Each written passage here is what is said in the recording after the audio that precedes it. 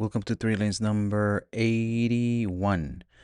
And today I wanted to touch on a subject that's been discussed quite a bit within the car enthusiast community, and it's the Ferrari Luce.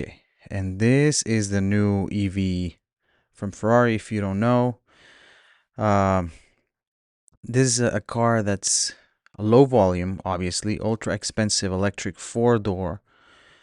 It's aimed to ultra wealthy clients for Ferrari.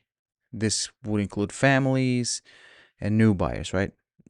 Why? Because it's a four-door. It's not the usual two-door from Ferrari performance internal combustion vehicle. But again, the same type of approach to the market is what Ferrari's following, right? There's nothing new when it comes to that side of the spectrum for them. Again, it's a low volume, ultra expensive car, but why is this interesting, and why this is not aimed to the usual car enthusiast, right? Why are these things happening?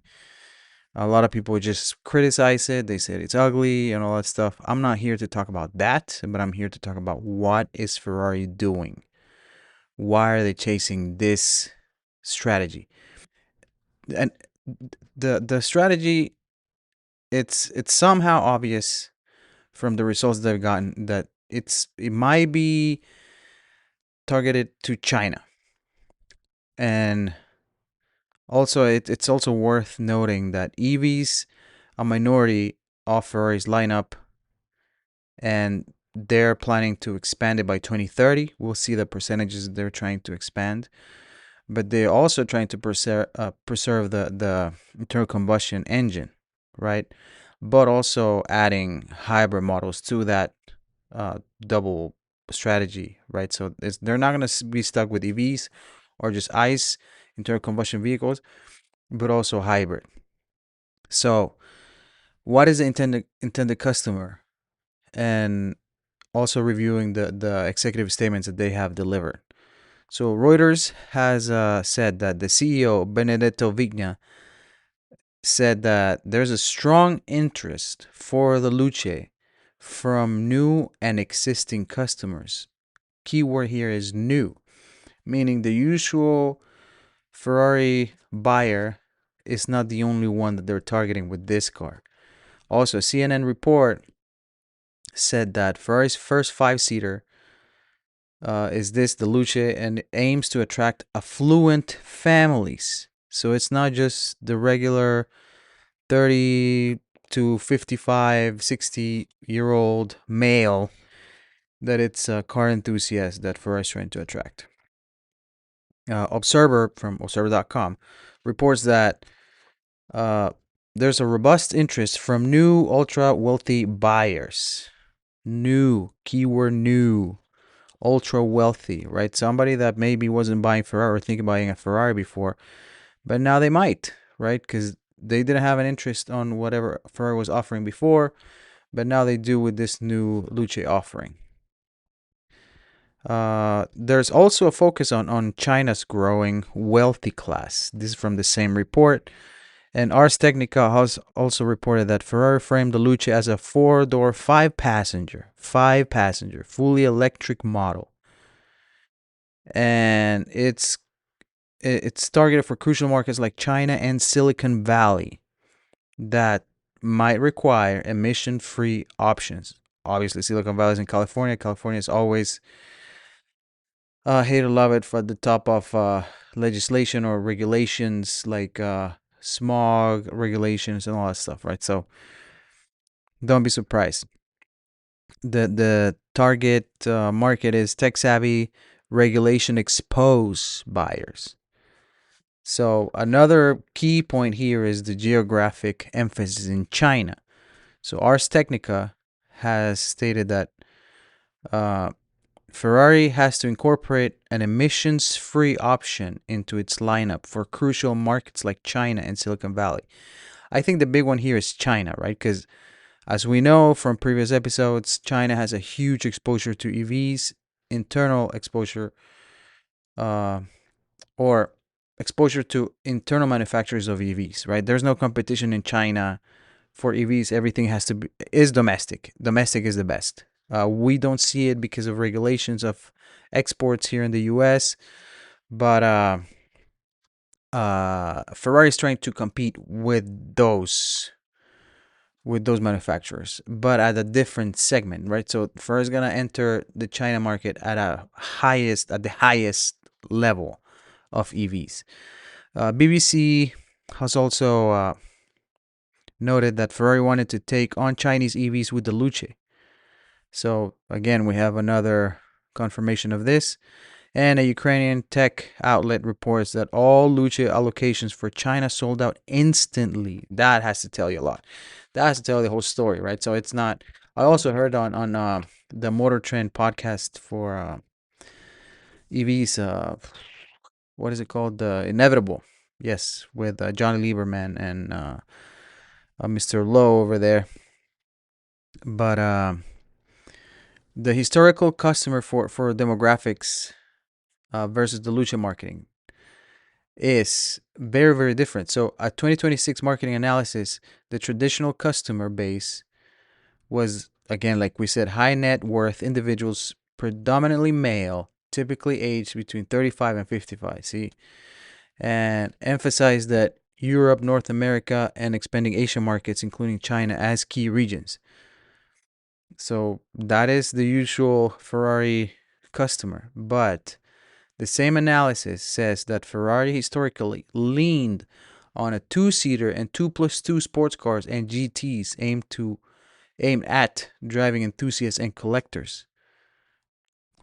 CNN also reports that the this Luce is described as pale blue, round, and glassy, not glossy, glassy, with enough room for the kids. Keyword the kids, right? So we have 4-door, 5-passenger, kids, new customers. So that should tell you the whole story. What is Ferrari trying to do with this new vehicle? What are Ferrari's long-term electrification plans? So as of 2022,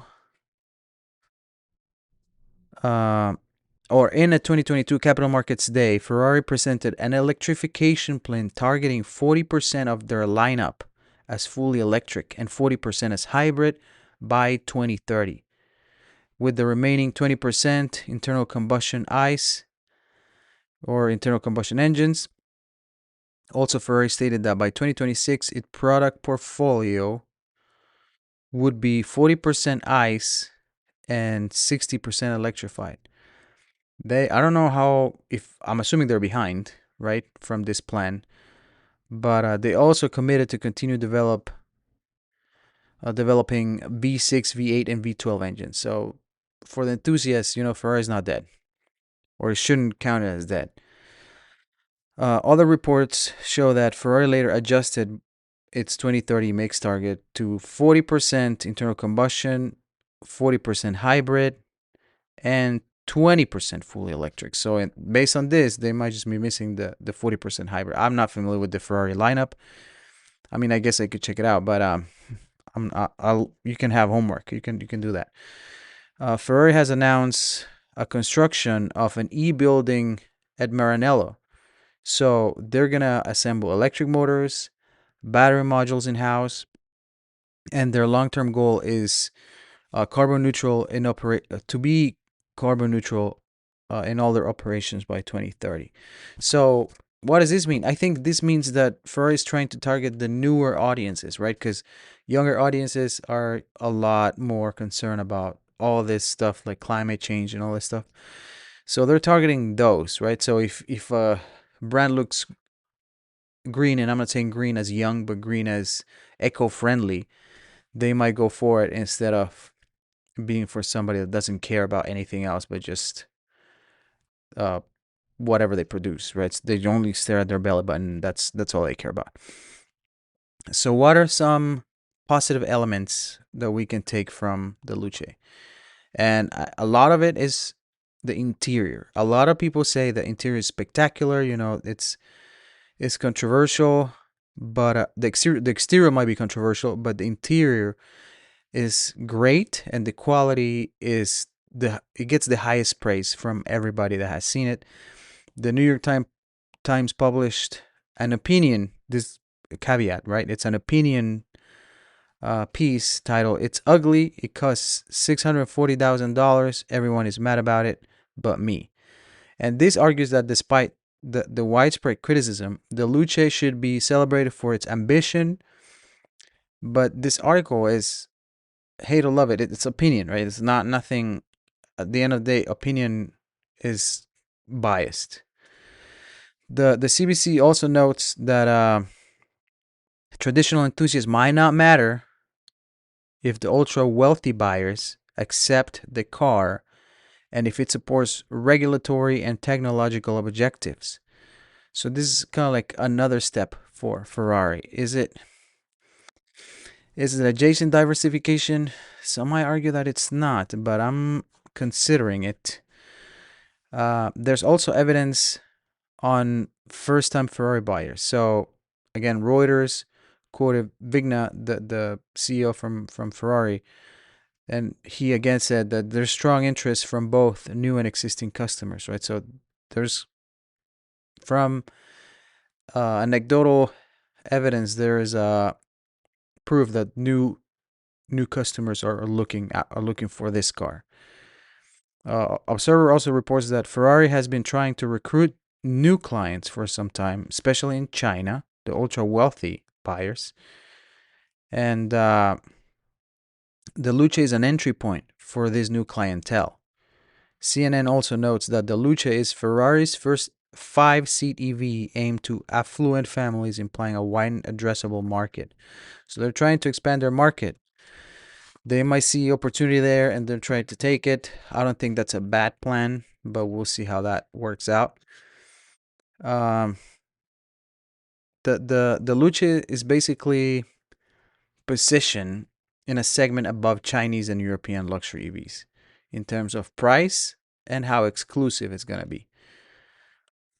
Some investor reaction and stock performance, as we saw, and also as CNN reported, uh, following the Luce unveiling, Ferrari stock dropped over 8% in the Milan Stock Exchange, and this was about 5 billion euros of market value cost. But Forbes reported also that after the initial volatility of their stock, Ferrari shares stabilized, and analysts were mostly positive about Ferrari's future prospects. So, it declined, but then it went back up and everything was fine. It was just the initial reaction. The market is very, very emotional all the time. But some media and journalists' reactions, there's a bunch of criticism about this. A lot of people, enthusiasts that I've encountered, they are not for it. Uh, the the criticism reflects a segment of enthusiast backlash, but everything that you see online, it's opinion. It's not data-driven analysis. I don't think we can do data-driven analysis yet until the car is sold and see how it sells. But there's also reports citing Bloomberg, and this is also summarized by outlets like The Drive and Yahoo. But they say they have allegations that Ferrari or its dealers might encourage clients to order the Luce to improve their chances of obtaining future limited models, right? But again, Ferrari came back, and the CMO, this chief marketing officer, publicly said that buying a Luce is not required for access. So they denied those claims, and that is where the Luce stands. People criticize it because, the Porsche Taycan, I think it's a little less in specs, but the Luce is like so much more expensive, right? So they say, oh, Porsche is the Taycan has higher volumes and it's a cornerstone for Porsche's electrification, blah blah blah. But at the end of the day, Porsche is not Ferrari. And like we spoke on the last episode, Ferrari's way more exclusive. Porsche's never been trying to do the same. They have some exclusivity like Rolex, but at the end of the day, if you're persistent, you can obtain it, right? Depending on your financial means also. But it's not the same. They're not the same company. They're operate in the luxury segment, but it's Ferrari's bracket is a bit higher. Just like if you would say, oh shoot, in the watch world, what could that be? I don't know, some obscure brand, or maybe AP, right? I don't know, Patek compared to Rolex. They're more expensive and a little more exclusive. So yeah, that's where it's at. That's where I leave it. I took the last week off because I just took it off and I was on a break from school. Work's still crazy, getting a little better, but yeah, I will post another episode in the middle of the week, and we'll get back to regular programming just because I owed you one, or I owe myself one, and we'll go from there. Thank you for listening. I appreciate your time. I will see you next time.